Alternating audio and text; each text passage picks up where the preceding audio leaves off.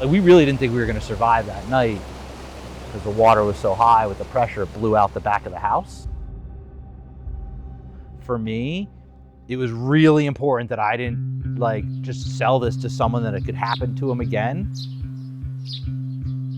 Don't allow someone else to go through what you went through, right? Like, don't allow someone to lose a loved one.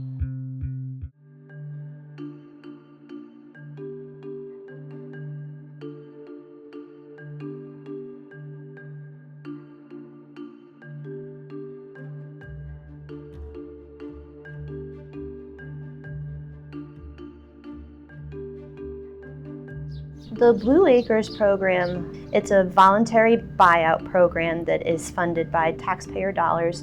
Homeowners apply for the program through applications that are sent online to be able to move out of flood zones or flood damaged homes to safer grounds. Blue Acres will purchase the home from the homeowner. The end goal is the demolition of the house, and that way it's then owned by the state. When the floodwaters come in, it won't damage any more property and it will have more space to be like a floodplain.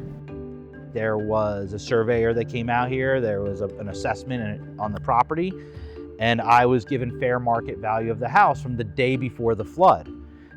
Financially, I'm whole again for the most part, which means that like I have a future, and more importantly to me, like my child has a future. I do not worry the past. I only look for the future. After flood, should we be there again if we rebuild the house?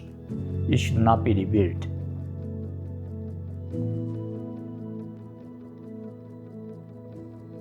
Well, looking for the house which is not flood prone, thought I can buy it in terms of land, and then we rebuild the house from that point. My wife and daughter were taken out of here in a boat, and I stayed here. That particular flood cost me $178,000. That really puts a wrinkle in your retirement plans. I am thrilled to have been bought out by Blue Acres. The people I've had to deal with have been real people. I worked with Cheryl. She was excellent. Cheryl made very complex process simple for me. You cannot imagine the relief my wife and I have every time it rains. Having that pressure off is so nice.